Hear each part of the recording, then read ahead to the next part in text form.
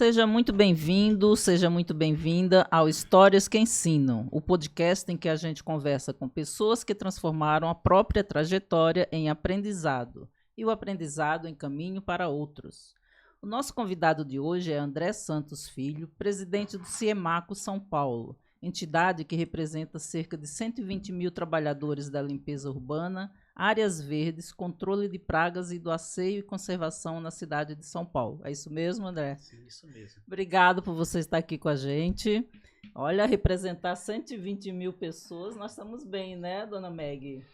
André, muito obrigado, é um prazer estar aqui com você. O André é um grande amigo e que luta pela classe, briga, representa. Então, para mim, é um prazer, é uma honra estar aqui com você.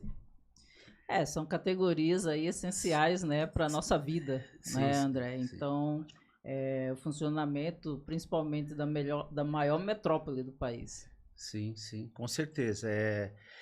Não é fácil, né? Não é fácil, como você bem diz, são 120. Eu vou só fazer uma correção, inclusive, Por favor, com a Kelly. São 140 mil trabalhadores. Ela tirou só 20 mil? Só 20 mil. Nossa, que são 20 mil pessoas? Não é nada, né? 20 mil pessoas hoje não é 20 nada. mil pessoas? Eu recebi dela, a É ela que informação, mandou. né? Ela só tirou 20 mil pessoas. Então, mas é uma responsabilidade muito grande, porque a gente lida com pais de famílias, né, que trabalham no dia a dia, um trabalho penoso. São categorias, como você bem disse, são categorias aí essenciais, né, para o dia a dia, para manter a zeladoria da cidade e bem como também os ambientes de trabalho, né? Então é uma responsabilidade grande. Eu vi aqui que você é formado em administração de empresas, se especializou em negociação coletiva Sim. e controle de finanças pelo DIEESE, Sim. em uma instituição em que você também atuou como diretor executivo. Sim, exatamente. Precisa de ser tudo isso para administrar um sindicato desse? Esse sindicato CIEMACO, ele é o maior sindicato dentro do segmento nosso, é o segundo, nós só perdemos para o sindicato nos Estados Unidos, sabe? Então, é o maior sindicato do Brasil e também das Américas aqui do Sul. Então, nós como eu disse, só os Estados Unidos que representa hoje 2 milhões de trabalhadores dentro do nosso segmento, né? Mas nós só representamos a nossa cidade de São Paulo. Então, é uma categoria essencial, tanto é que no período de greve a gente tem muito trabalho, né? A gente só percebe, né? Na verdade, é uma categoria que trabalha ali silenciosa, né? E a população só percebe quando vocês fazem falta mesmo, né? Você falou muito bem. Você sabe que tem um caso que um professor da USP, né, estava fazendo um trabalho, um documentário, e ele mencionou, ele se vestiu de trabalhador, sabe, de uniforme de gari, ficou ali dentro da USP trabalhando, e as pessoas passavam e não cumprimentavam. Se tornava invisível. Invisível. Ignoravam, né? Olha que uma categoria tão importante, né, que zela pela limpeza urbana, que mantém a cidade limpa e que, na verdade, é ignorado e é tratado de qualquer forma, né, André? Sim, eles são invisíveis. Ao olho da sociedade, são trabalhadores invisíveis, que só realmente vê a importância quando falta, né? Quando eles têm uma greve ou alguma situação muito parecida, e ele aí sente a falta desse profissional, né? Então, mas aí todo exatamente... mundo quer o coletor, né? Que é o agente ambiental, o coletor, mas é isso mesmo, você olha, nós chamamos na nossa categoria de invisível, né? Então esse professor, ele tem esse documentário dele que ele sabe, narra, externa para muitas pessoas essa questão da invisibilidade. E depois que ele se apresentou normal, né? As pessoas ficaram assim, perplexas, sem graça, porque viram que não dava, não cumprimenta a doutora Cristiane Linhares. Pode me chamar de Meg, aí fica todo mundo aqui. Se eu vou chamar de Cristiane, pode me chamar de Meg, que é uma amizade de muitos anos, né? Então, mas a gente tem muitos desafios, tá? Que acho que dá pra gente... Como você gosta que as pessoas enxerguem esses profissionais? Com a devida importância que eles têm, porque eu acho que a gente tem, se trata de ser humano, né? É um ser humano. Eu costumo falar quando eu estou nas reuniões, quando eu tenho oportunidade de falar, de fazer discurso, eu falo que atrás, né, por baixo de um uniforme tem um ser humano, né? Tem uma pessoa ali. É um profissional, que infelizmente é uma questão, acho que educativa, cultural, que as pessoas mantêm a certa distância do uniforme, né? Então, se colocou um uniforme, parece que as pessoas não enxergam, né? Então, às vezes é muito difícil a gente lidar com essa situação, mas a gente tem um preparo. Hoje as coisas estão evoluindo muito, né? Estão evoluindo muito, então tem um tempo ainda a percorrer, mas acredito que em breve a gente vai adquirir o respeito para esses trabalhadores, porque, como eu disse anteriormente, são seres humanos e a questão de humanidade hoje está em pauta, né? Então, antes de qualquer situação, a gente tem que Será? respeitar. É pauta, né? O ser Agora, humano, hoje acho que a gente está regredindo no A tempo, pauta não quer sei dizer que mais o siga, né? que siga, é. É uma pauta. Se vai É. seguir ou não, aí É outra outra, questão, né? né? Mas aí é um outro assunto, né? Um outro Sim. assunto, a questão do ser humano hoje em dia. Não vamos nem entrar nesse assunto. André, eu queria começar do começo, né? Assim, bem, o que na sua vida te colocou no caminho do movimento sindical e que fez você ficar aí por mais de 30 anos?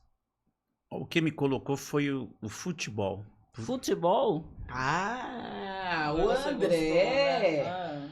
foi jogador de futebol. Isso eu não Foi. tenho aqui. Não, Eu guardei tenho. essa cartinha na manga. Ela não colocou, mas eu ia fazer perguntas sobre o futebol. Então, foi o futebol, porque eu sempre tive essa coisa inerente já, essa questão aí da luta, sabe? Dessa luta de classe, essa questão da representatividade, principalmente eu, desde pequeno, mesmo antes na época que eu jogava futebol juvenil, eu já era militante já de partido político, sabe? Então eu sempre gostei dessa questão da política, né? Tanto é que meu filho está seguindo os mesmos passos aí também. Então, o que me levou a cair no mundo sindical foi através do futebol, uma história até interessante, que eu jogava futebol, parei nos anos do meados de 90, tipo 95 mais ou menos, eu parei de jogar o futebol profissional e falei, o que eu vou fazer? Naquela época era bem diferente de hoje, né? A gente não tinha muito preparo assim como profissional, como de cabeça realmente. Tanto é que as pessoas falam que os jogadores que tinham antigamente a grande maioria hoje está assim com uma expressão muito como que eu posso dizer, ruim. Na míngua, sabe? Diferente dos jogadores de hoje que guardaram, que eles têm pessoas que cuidam deles, da parte financeira, da vida deles, coisas que não tinham lá atrás, né? Então, e eu como vim de uma família muito simples, né? Muito simples mesmo, então minha mãe ficava, tem que estudar, tem que estudar, tem que estudar. E quando eu parei de jogar o meu futebol profissional por problemas físicos, né? Problemas físicos, aí a primeira coisa que eu fiz foi para ir para a faculdade. E aí eu ganhei uma bolsa de estudo numa universidade, aí eu estudei e depois eu fui para uma outra universidade, também fui bacharel, não cheguei a me formar, né, doutora Meg? Não, mas Você acha que é importante a educação financeira? Porque nós fizemos algumas entrevistas já com pessoas e todo mundo fala de educação financeira. Aliás, vamos trazer alguém aqui sobre educação financeira. Porque, olha, sempre alguém roda e volta nesse assunto. Acho que é importante ter essa educação financeira, ter esse aprendizado. Eu acho importantíssimo, né? Importantíssimo. A gente tem uma cultura nacional que a gente gasta mais do que ganha, né? A gente já gosta de gastar, né? A gente tem essa questão, não sei se estão todos assim, mas as pessoas que estão ao meu redor, eu percebo que acaba gastando mais do que ganha. Então isso eu acho que passa pela educação financeira mesmo, porque hoje o trabalhador, né, no nosso país, 70% do trabalhador recebe salário mínimo, né?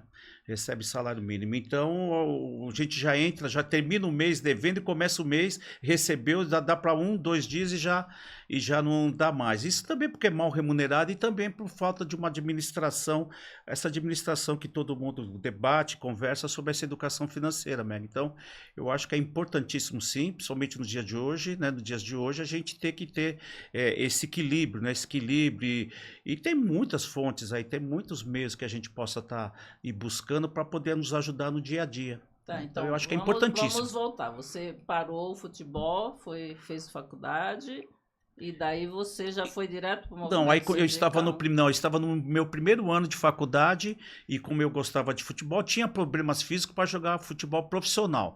Mas assim, ao final de semana De dava lazer. para... Então aí eu recebi o convite de um rapaz que era a pessoa responsável pelo time de futebol da universidade. Eu fiz o vestibular, entrei e fui bolsa de estudo. Aí eu fui atleta da faculdade até me formar e nesse caminho, depois de uns 3, 4 meses que eu estava estudando, aí apareceu um amigo, você não quer trabalhar? Eu falei, tudo que eu quero é trabalhar. Aí eu caí no Ciemaco, fui trabalhar no Ciemaco. Você já entrou direto no Ciemaco? Já fui direto para o Ciemaco. Na verdade, não. Na verdade, eu fui por uma empresa, né, que era terceirizada, Sim. que prestava um serviço, naquela época, da nossa Caixa. Tinha a Caixa Econômica Federal e a nossa Caixa, nosso banco. Eu faço parte. Como vocês são época. jovens, acho que vocês não lembram. Eu tinha conta nesse banco, Francisca. Então, Obrigado pelo jovem, né? Aí, André é um gentleman, né, então? Aí, Francisca, aí o contrato que nós tínhamos com a nossa Caixa aqui na Casa Verde. Era a agência que eu trabalhava, enfim. E aí perdeu o contrato e eu me desliguei e eu precisava receber os meus direitos que não pagaram em dia. Aí o pessoal falou, não, você não recebeu corretamente, Aí eu fui no sindicato. Foi no sindicato. E aí ficou. Aí eu fui lá, falei como que eu era da categoria, eu era funcionário, e aí eu acabei ficando por lá. Porque eu fui lá, denunciei que não tinha recebido direito, outras empresas, outras pessoas também não tinham recebido, e aí me convidaram. Aí eu entrei e estou até hoje. Começou sua trajetória e perdura agora por 30 anos. 30 anos. Mas eu vou contar outra coisa que você não sabe do André, que a Kelly também não contou. O André foi presidente. Precisa falar com a Kelly, né? Vou conversar com a Kelly. Informação. Mas eu sei das informações. O André foi presidente de escola de samba. Também? É do mundo do samba também. Hoje ele é vice-presidente da Nenê de Vila Matilde, ali uma grande agremiação de São Paulo. Nenê. Mas ele foi presidente da X9 paulistana. Sua vizinha, lá de sua casa. Fui. E aí, conte pra gente. O André tem várias histórias para contar. Também, acho que antes de ir para o samba, eu fui presidente de centro acadêmico. Você vê, quando eu comentei como que eu fui parar, então eu já tinha esse viés aí, sabe? E quando eu entrei, aí eu fui na Uninove, que eu sou da segunda turma de Direito da Uninove. E aí aí Atlética.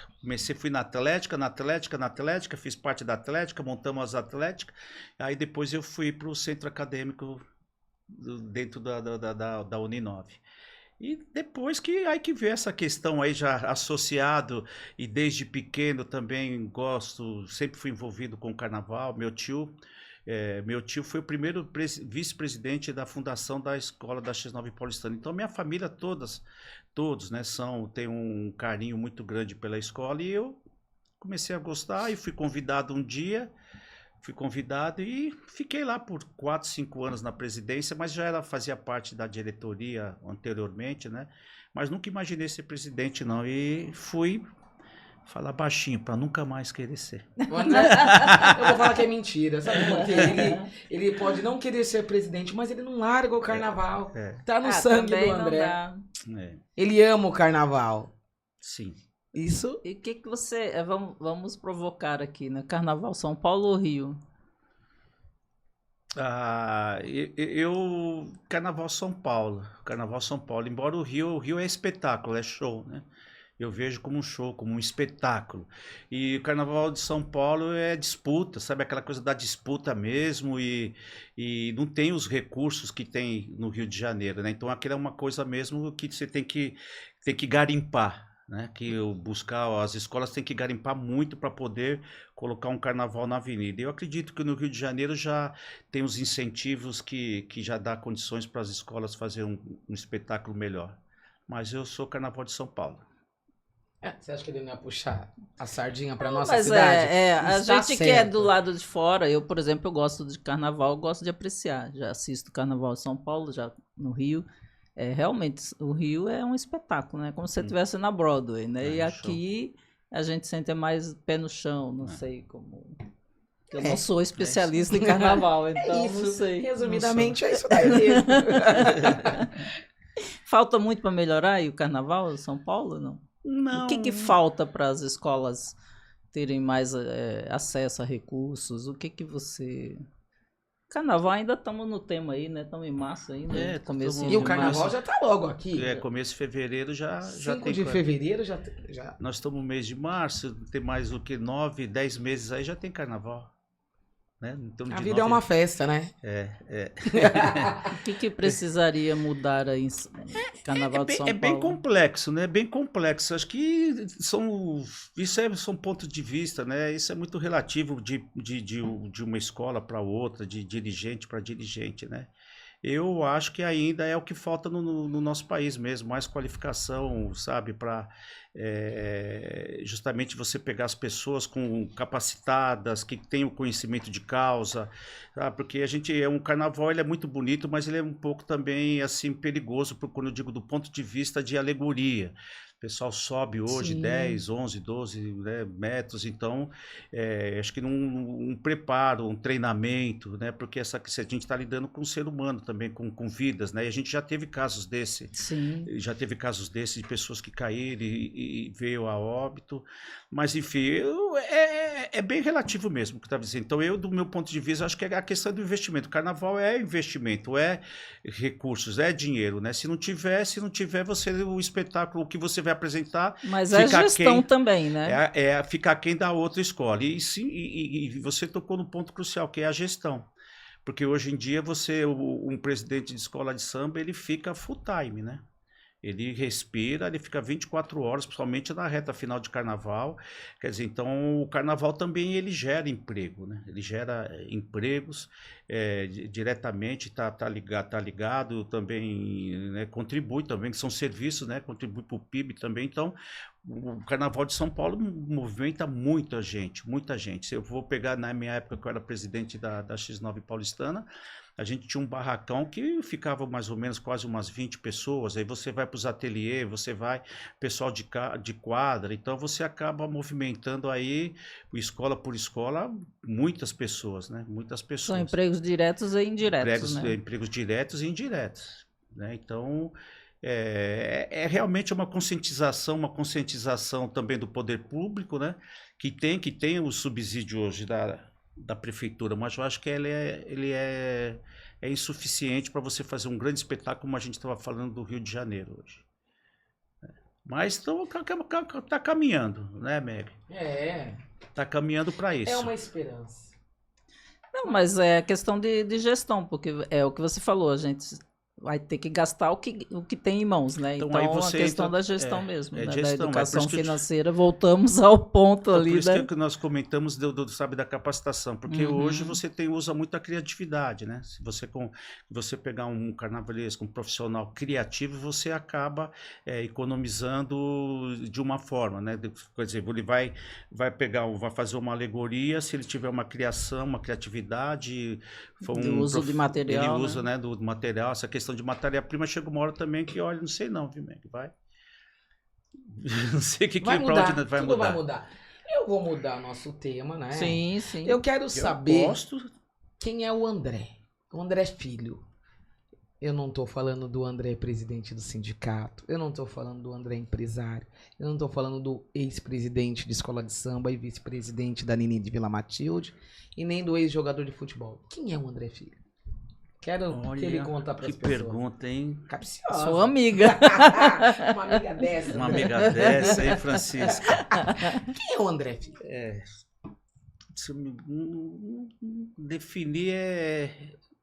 Definiria, porque a gente está constantemente em aprendizado, evoluindo. Eu como espírita que sou, então a gente sempre a gente tem que evoluir, né? Não só profissionalmente, como pessoa, né? Enfim, a gente tem que vir aqui para evoluir.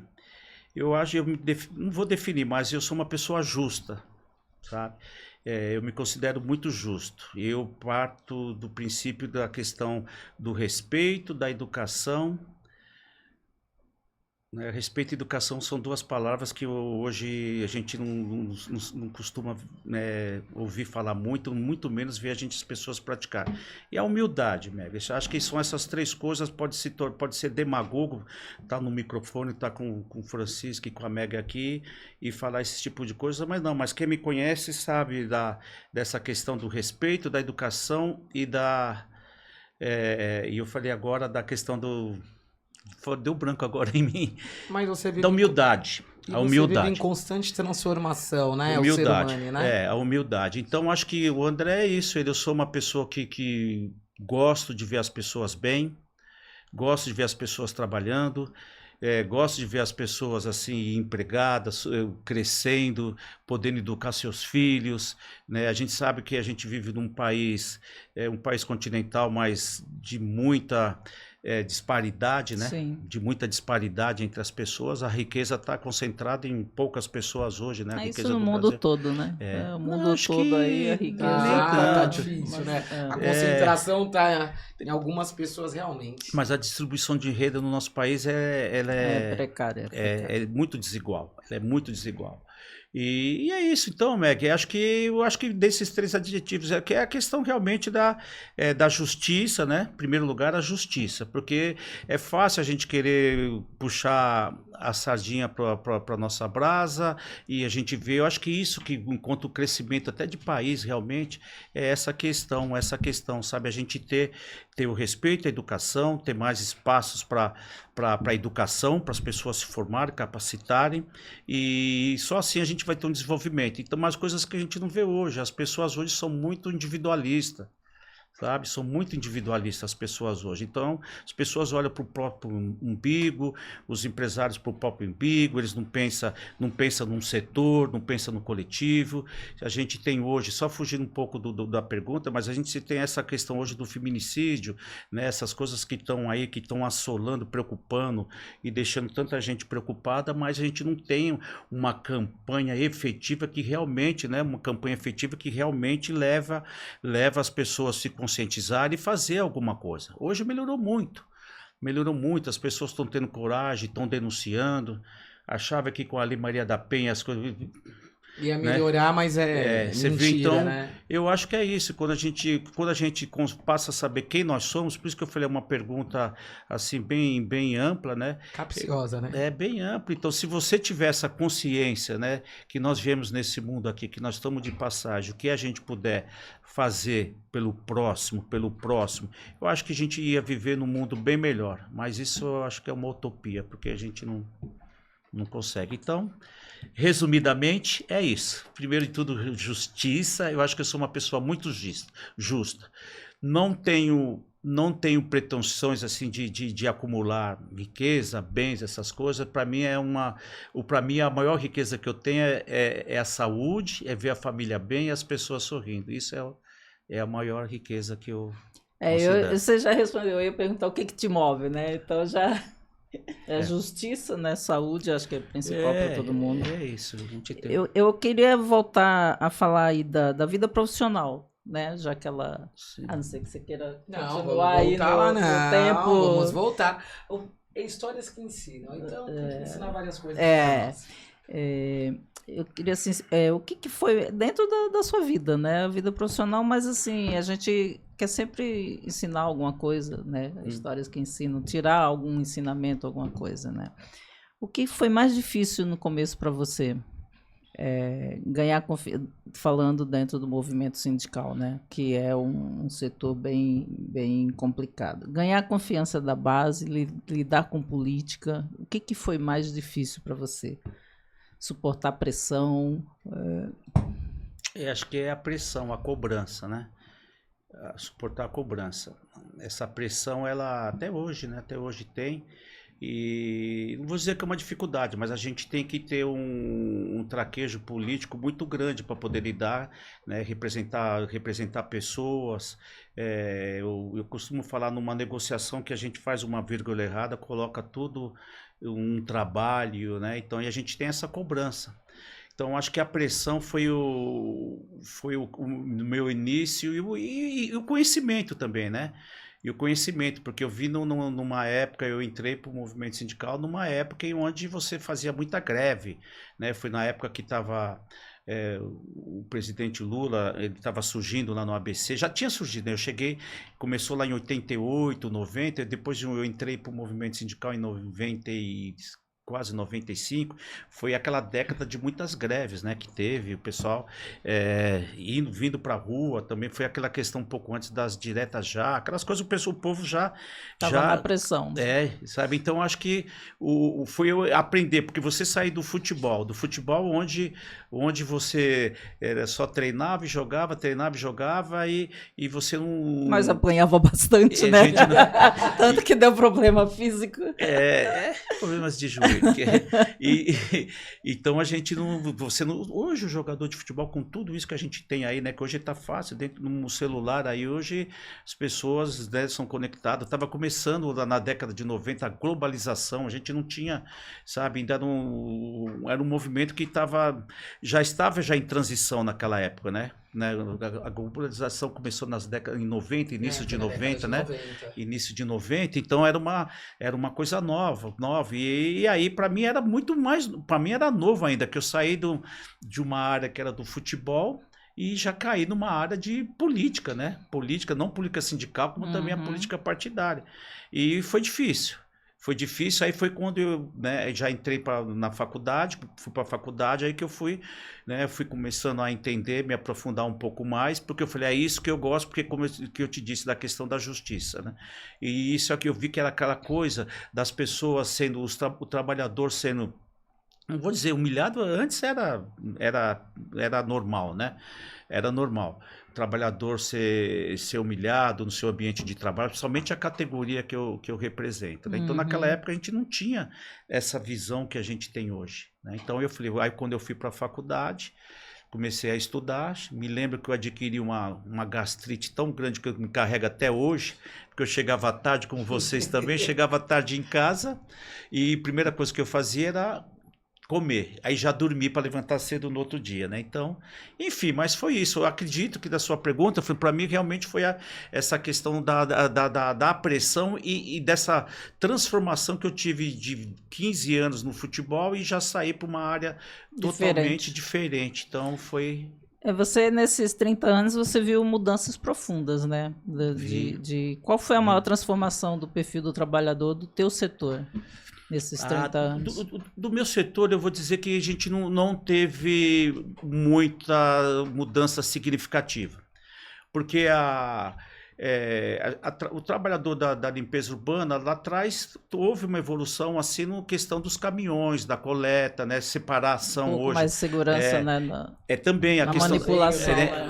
A questão também da segurança dele no trabalho, no dia a dia, o uniforme, os IPIs, sabe? Antigamente, eu não peguei essa época, mas o pessoal fala muito que o caminhão de lixo, ele vinha, o pessoal não era um saco, era numa lata.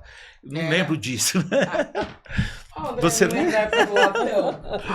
André. Eu não lembro também. Desculpa, gente. Não, a lata que ficava na porta da casa, que hoje passou o saco, né? Então, você ouviu dizer, né, André? Eu ouvi dizer, eu nunca acompanhei. Também não. Eu nunca não acompanhei, Francisco. Então, houve porque ela vou te dizer, quase 100%, os 95% que é operacional, né, operacional, correr atrás do caminhão, abaixar, pegar o saco, colocar no caminhão. Então, fala-se muito em coleta mecanizada, mas eu acredito que para chegar, eu não tenho, muita gente fala que que nós chegaremos à coleta mecanizada, mas eu não acredito por questões, sabe... De custos, inclusive. Não só de custo, também como questão geográfica da nossa cidade. Eu também acho que é difícil, né? O robô andando aí. Eles estão querendo demais também, né? Eu acho que a nossa categoria ela não foi... Tanto é que na reforma trabalhista nós não fomos muito afetados porque a nossa mão de obra, ela sempre está crescendo, sabe? Então, eu me lembro, era 80 mil, 90 mil, 100, 110. Estamos chegando nos 140 mil trabalhadores hoje na cidade de São Paulo. Então eu... Só a cidade? Nós representamos só a cidade. Só a cidade. Só Só São a Paulo. Não, só a cidade, não o estado. Não, só a capital. cidade. Né, André? Só a capital, Só a né? capital. Só a Gente pra capital. caramba, né? Só a capital. Uma cidade com quase 14 milhões de habitantes, né? Então, nós só representamos a cidade. E a coleta, o lixo, a limpeza hospitalar, a limpeza universidade, rodoviária, aeroporto, hospitais, né? Então não vejo assim mudanças mudanças assim que foram significativas dentro, porque é mão de obra, é limpeza, né? Então melhorou muito na questão, por exemplo, a limpeza que eu estou te dizendo, que é essa que a gente chama de limpeza ambiental dentro de um hospital, por exemplo, sabe? Então mudou muito a questão dos produtos químicos, do manuseio, os EPIs. Hoje tem técnico, tem certificados, tem pessoas que têm que, porque dentro de um ambulatório médico, dentro de um CTI, dentro de um pronto-socorro ali que o pessoal chega, então após uma cirurgia, tem que limpar tudo dentro do UTI. Eles tiram de tudo, porque hoje se ficar uma bactéria ali, uma pessoa que foi fazer uma cirurgia da cabeça, daqui a pouco, fica uma bactéria lá, ele vai fazer uma do coração, enfim. Então melhorou muito nesse sentido, mas a mão de obra em si, eu não consigo enxergar assim a questão de robotizar, eu não consigo enxergar, não. Não consigo enxergar. Então ainda dependemos sim da mão de obra. Da mão de obra, sabe? Precisamos qualificar né? Um pouco mais. Acho que precisa qualificar um pouco mais, Francisca, né? Isso vai por parte das empresas, que é a que prestam serviço, né? E aquilo que eu disse aqui, nós tivemos a oportunidade de falar um pouquinho sobre isso. Eles não pensam no setor, eles pensam na empresa dele, no lucro da empresa dele. E às vezes o serviço é feito com má qualidade, porque a contratação não é bem feita, né? A contratação não é bem feita. Aí a gente esbarra também na questão da legislação, né? Da legislação, a lei de licitação pública, né? Então é complicado. É bem complicado. Nesse decorrer aí da sua jornada de sindicato, qual foi a sua maior decepção? Que você esperava que fizesse alguma coisa, algo pela categoria? Tem alguma coisa que te decepcionou? Você diz assim, dentro do movimento sindical, no geral, ou especificamente da minha... Da sua categoria, que você esperava que alguém mudasse, ajudasse? Tem alguma coisa que decepcionou a sua categoria? Não tem. Que eu me lembro assim, foi uma coisa recente, né? Que uma coisa que nosso trabalhador ficou bem desapontado, triste, foi na pandemia, né? Porque na pandemia, você viu, limpeza hospitalar, coleta de lixo não parou. Sim. Sabe? Era não mais parou. necessário Era ainda, mais né? necessário, porque ainda a gente vinha na sala, o pessoal colocava o saco de lixo na rua, colocava alguma coisa dizendo que tinha alguém com Covid, né? Porque o coletor, na hora que ele passa para pegar, nós tivemos muitos casos de coletores que se contaminaram, né? Que se contaminaram porque pegava o saco ou algum tipo de material descartável que não tinha aviso, né? Então tivemos óbitos, sabe? Então eu acho que durante a Covid foi um período sensível, um período crítico, né? Crítico porque o nosso pessoal não parou de trabalhar. Foram os que mais trabalharam, coletando lixo Sim. E limpando o hospital, né? Então acho que esse período, Meg, foi um período assim que eu fiquei bem desapontado e com o finado prefeito nosso, Bruno Covas, né? Que eu me lembro muito bem que naquela época do Covid, a primeira semana, era todas as emissoras, Rede Globo, né, falando o tempo todo, mostrando o tempo todo. Saiu o nosso coletor, ficou quase a semana inteira mostrando, eles coletando, correndo, fazendo isso, fazendo aquilo, né, e mostrou uma categoria essencial nessa hora que nós falamos, né? Sim, no começo da nossa fala. Mas na hora do reconhecimento, aí eu comentei do nosso ex-prefeito, finado Bruno Covas, foi por isso que ele prometeu uma gratificação, né, para os trabalhadores que estavam nesse período, né, nesse período de pandemia. Quer dizer, então todos os servidores públicos da área da saúde, eles tiveram uma bônus, bonificação, né? Uma bonificação. E houve a promessa para os nossos também. Só que aí ele falou, acho que né, ele fez esse comentário num momento de sensibilidade dele, e reconhecendo o esforço dos nossos trabalhadores e houve que ia ter esse bônus. Só que depois, feito isso, depois de não poderia, porque a legislação não permitia que os trabalhadores terceirizados, sim, sabe, iriam receber esse bônus, não permitia. E aí nosso trabalhador cobrou muito, muito, muito. Então, foi uma da... Não tão longe, né? Estamos falando em 2021. Para a classe, 2021, né? A classe foi um ponto negativo que nos deixou assim um pouco triste, né? Houve o reconhecimento, só que não pôde concretizar em aí ganho. Teria que ser um pouco mais de consciência das empresas, né, dos Sim. Empresários a colaborarem com essa decisão do ex-prefeito, né? Que não teve o apoio algum, porque ele fala, né? porque a lei, né, da prefeitura não permitia, mas as empresas podiam ter entrado num consenso e fazer isso, né? É bem complicado. Bem complexo, né? Parece que não, né? Mas eu achei muito interessante essa questão aí de justamente de trazer esse assunto e essa categoria, né? Que a gente vê que é invisível, mas que é essencial e que a gente... E ver uma pessoa que está ali 30 anos liderando uma... Buscando, né? Lutar por essa categoria de suma importância, né? Tem alguma história que você possa contar para nós que te emocionou no decorrer aí, seus 30 anos, Muitas. Uma história marcante, tem várias, mas uma que te marcou. Muitas mesmo. Seus coletores. Tem alguma que você possa contar? Não precisa dizer nomes, pode contar alguma situação para nós? Tem várias, mas aí essa que veio agora, que veio na minha cabeça, que eu fiquei muito emocionado, foi uma ali na região da Moca. Na região da Moca, a gente estava com uma paralisação. Que, bem da verdade, a paralisação não era nossa, porque a gente trabalha em conjunto também.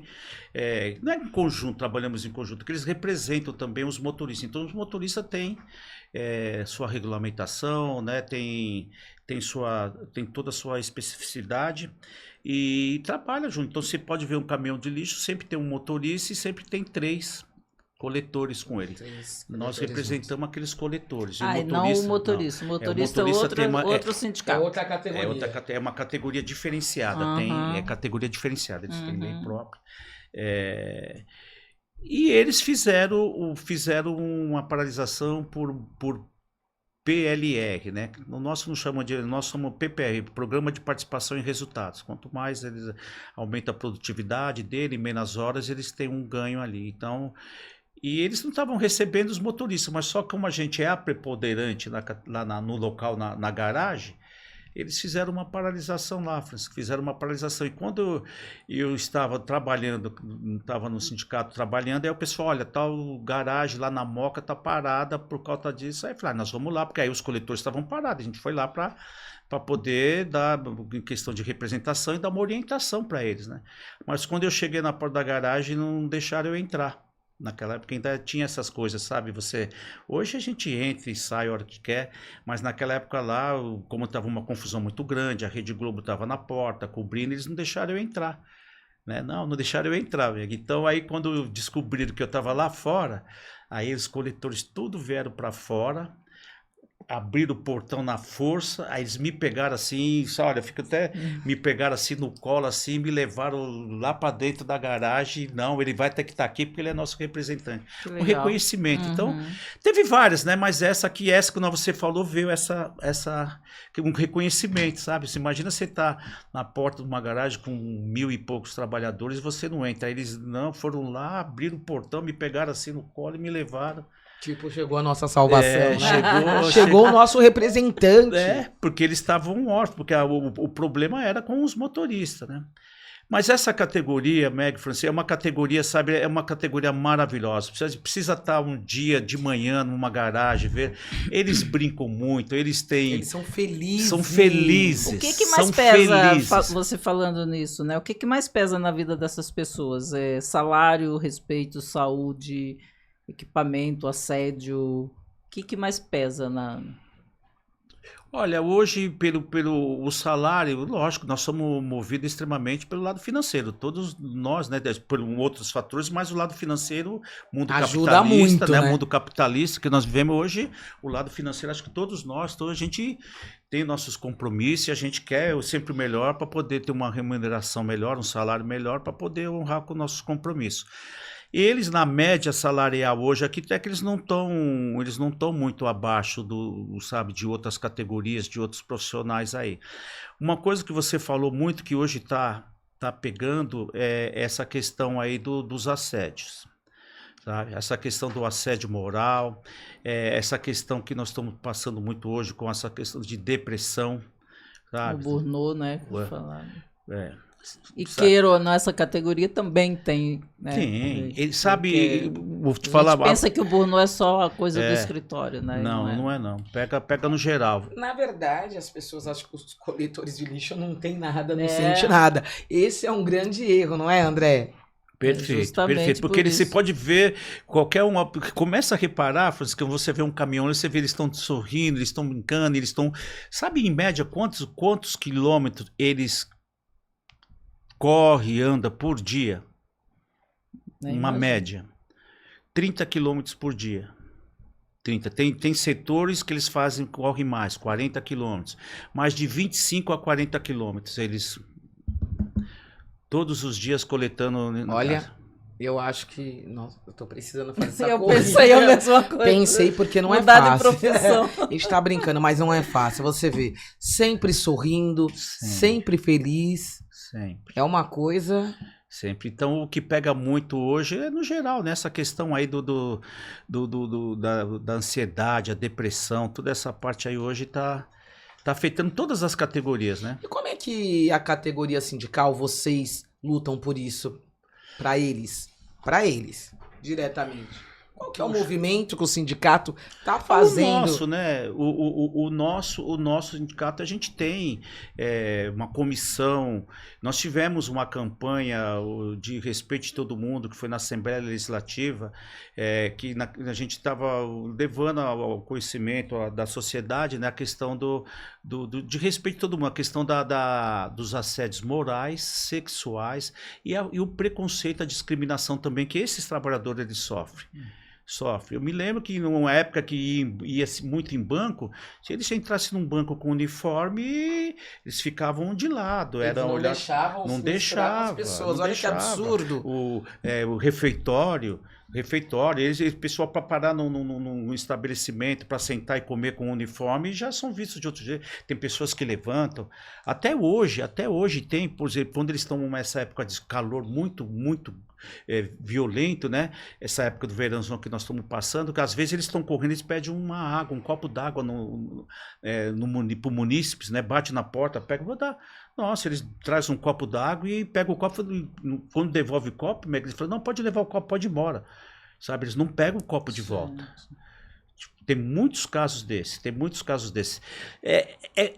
Olha, é bem complexo. A semana, há 10 dias atrás, o coletor. Bem triste, na verdade. Não né? triste, é triste do sentido de humanidade, como a gente estava comentando aqui, mas é triste a questão de um trabalhador que está com uniforme, o que ele passa no dia a dia. Nós tivemos, não sei se vocês tiveram a oportunidade de observar, que a semana, há 10 dias atrás, o coletor pegando o saco do lixo na porta de uma munícipe, né? Na hora que ela abriu a porta assim, que ela veio com mais alguma coisa, porque eles têm o dia, o horário que sabe que o caminhão passa e deposita na porta, né? No que ela abriu para colocar mais alguma coisa ali que ela tinha esquecido, o pitbull saiu na hora e pegou o coletor. O nosso coletor, que foi pegar o saco, o pitbull abriu a porta, ele já veio, já pegou, perdeu o dedo, aí o outro coletor veio, começou a brigar com o pitbull. Uma questão de sobrevivência, olha que doideira, Não, você né? vê, o descuido, né? O descuido, porque eles estão Descaso, voltados. né? Porque... Eles estão voltados por não ser, não vou dizer uma atividade, outro tipo de atividade principal que eles têm no dia a dia, mas esquece que ali tem um ser tem um humano, profissional que vai passar ali. um pai de família, né? O trabalhador, né? Trabalhador. E que tá fazendo um trabalho. Não, na hora que ela você- abriu a porta, o pitbull viu, tá nas redes sociais isso aí, sabe? Absurdo Ele perdeu isso. o dedo do pitbull, brigou, aí veio o outro, ajudou, começaram a bater. E, poxa, foi uma coisa assim preocupante.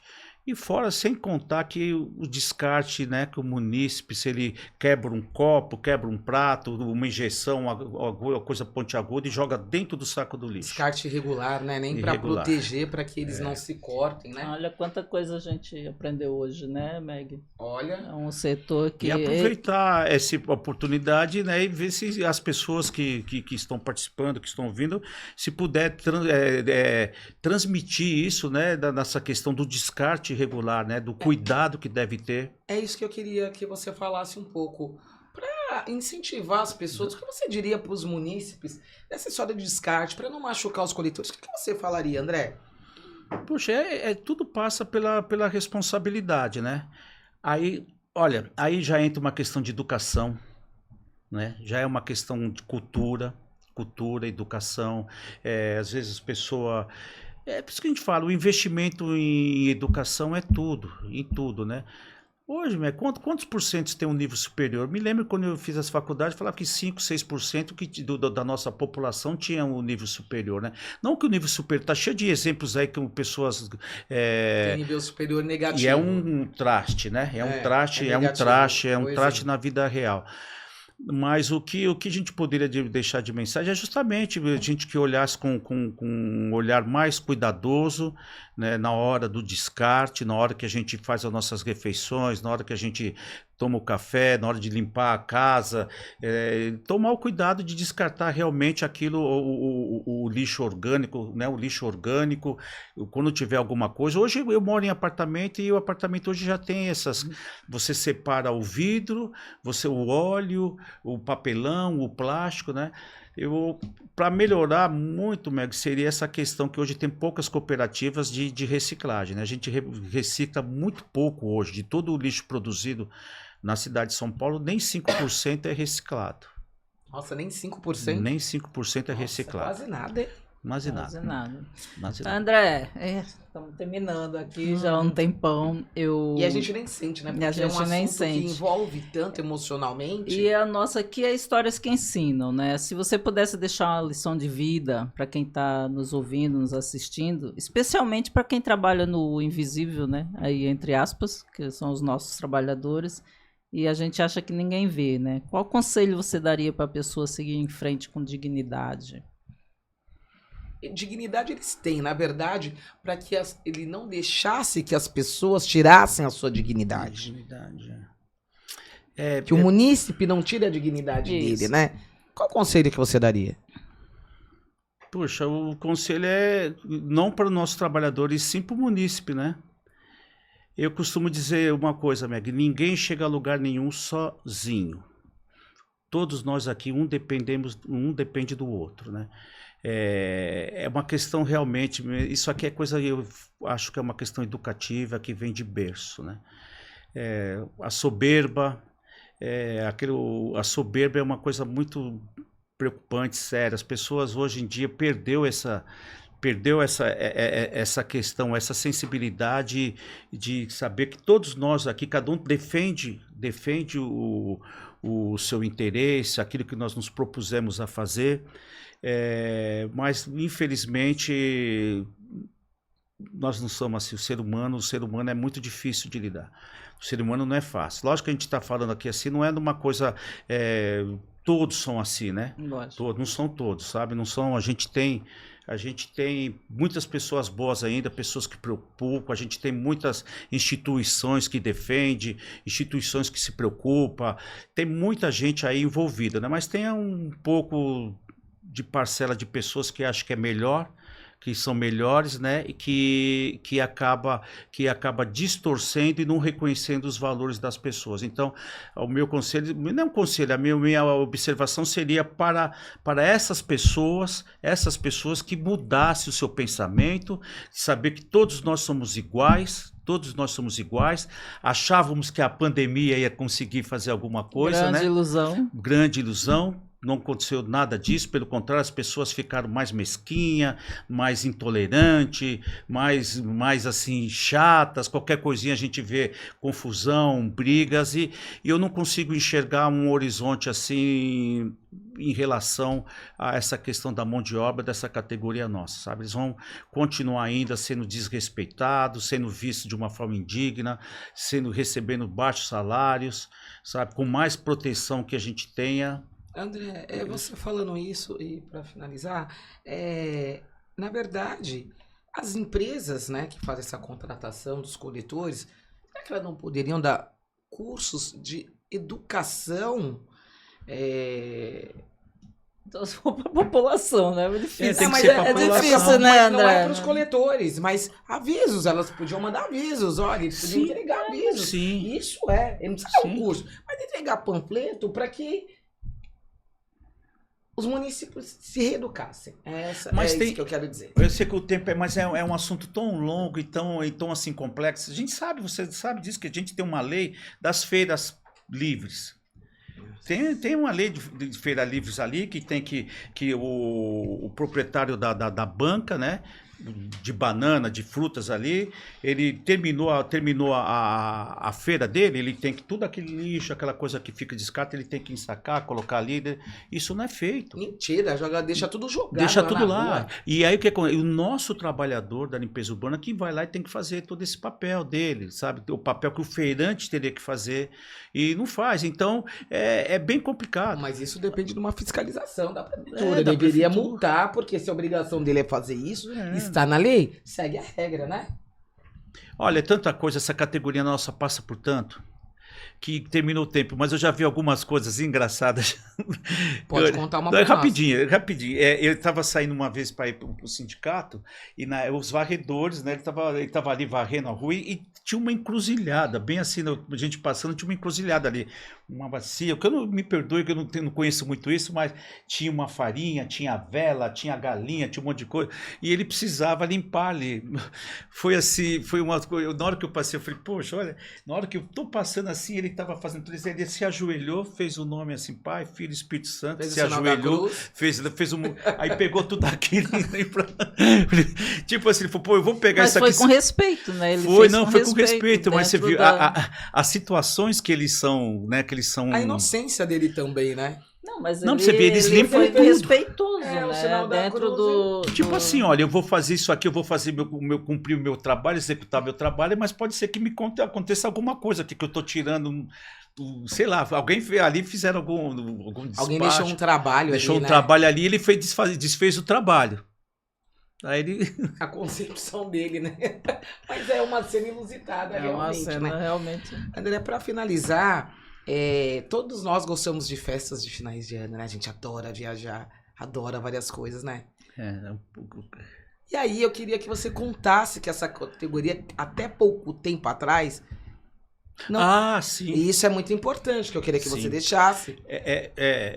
Essa categoria nossa aí dos trabalhadores da limpeza urbana, eles trabalham ininterruptamente, né? Então, Natal, Ano Novo, Carnaval, feriados, para eles não tem, né? Não tem a escala deles assim que Mas de não tem domingo. dia, não tem hora no português, né? Tá, então, ou seja, eles sempre tiveram um sonho muito grande que era de passar o Natal, né? Como a gente passa o Natal com a família, à noite, como a gente ceia no dia seguinte, na virada do ano também, e eles nunca tiveram, né? E de 4 anos para cá, de quatro, vamos para o 5º ano agora, que eles foi conseguido, né? Através de uma pessoa maravilhosa, um representante do povo da Câmara Municipal lá, que pode falar o nome dele? Pode, não tem problema, pode falar. Então, que um vereador, né? Um vereador, sabe? que Inclusive trabalha já foi muito. nosso entrevistado. Quem? Fábio Riva. Fábio Rivas, Nosso amigo Fábio uma pessoa que tem um olhar assim sensível, humano, que luta por moradia, e ele tem ajudado muito a nossa categoria nesse sentido de avanço, sabe? Então, poxa, mais de 20 anos os trabalhadores queriam passar o Natal em casa. Olha a reivindicação, eu tô sabe? falando com a reivindicação. Eu Foi quero feito, ficar com a minha família. mas não podia, sabe? Então, ou seja, seria uma coisa simples, né? Simples. E A legislação conseguimos. não permitia. Não permite. Então, aí, de final de ano, esses trabalhadores nossos, se vocês daqui para frente chegar hoje, mas o caminhão não passou na noite de Natal, não passa mais mesmo agora. Então, eles têm esse dia da noite de Natal e do almoço de passar com a família. Então, isso aí foi uma coisa que, Uma poxa, conquista, né? Então, é tão pouco, né? É isso que eu falei. É pouco, mas é uma conquista para a categoria. Que, na verdade, para ele se torna um momento feliz. Você falou da dignidade, ele se sente. É isso, né? que eu quis dizer. Isso Uma questão traz da para dignidade. eles a dignidade. Olha, eu tô com a minha família, eu posso passar as festas com a minha família. Bom, terminamos, né? Ai, André, muito obrigada pelo seu tempo. Creio que aqui teremos muitos insights, né? Aqui Não, que as André, pessoas mas eu queria aqui para aprendam. finalizar, ele vai finalizar. Ela já com falou uma isso frase. quantas vezes? Mas você pode finalizar uma frase para nós. Então vamos agradecer e finalizamos com a sua frase, então, André. Por Obrigado favor. pela sua presença, de você vir aqui. Isso. Pro E nosso dê a sua podcast. frase de final. O que você deixaria, histórias que ensinam, o que você deixaria para ensinar para as pessoas, ou para a categoria? Para pensar, pelo menos. Para as pessoas pensarem, né? Qual a frase que você deixaria? Olha, primeiramente eu quero agradecer o convite, a Francisca, a Meg, a amiga, parabenizar vocês por essa iniciativa, que quanto mais informações a gente puder levar para as pessoas é sempre bem-vinda, né? Independentemente se a gente atinge 1, 10, 1 milhão, o importante é a gente estar atingindo alguém que essa pessoa pode estar transformando, multiplicando para mais pessoas, né? Então, parabéns vocês, para poder vi que é uma clínica geral, né? Sempre tem vários assuntos aqui, isso é importante, porque hoje as redes sociais, hoje estão, principalmente essa geração Z nossa aqui, é uma geração hiperconectada, né? Eles estão o tempo todo ali, então a gente esperamos que eles também podem estar pegando um pouco de alguma coisa aí e levar como aprendizado, né? Eu posso deixar, acho que olha, não é de nada religioso não, sabe? Mas eu tenho muito que tudo é possível, né? Tudo é possível quando você confia em si mesmo, né? Lógico que aí depende de oportunidades, de incentivos, mas acho que tudo é possível quando você acredita em você. Você é capaz, você é autossuficiente, basta você acreditar em você. Dentro daquilo que você se propõe a fazer, procurar fazer bem feito e, não vou dizer ser o melhor, né? Mas procurar fazer bem feito e correr atrás, né? Então acho que tudo é possível quando você confia em você. Falando nisso, lembrei, tudo posso naquele que me fortalece. É isso aí. Mas quando você confia em você, a gente tem que a autoconfiança, né? Ninguém é melhor, ninguém é melhor que ninguém. Né? Mas o fortalecimento vem de dentro do coração. E é isso, né? Minha parceira de podcast. Por isso que nós nos fortalecemos sempre. Obrigada, Ok. até o próximo programa.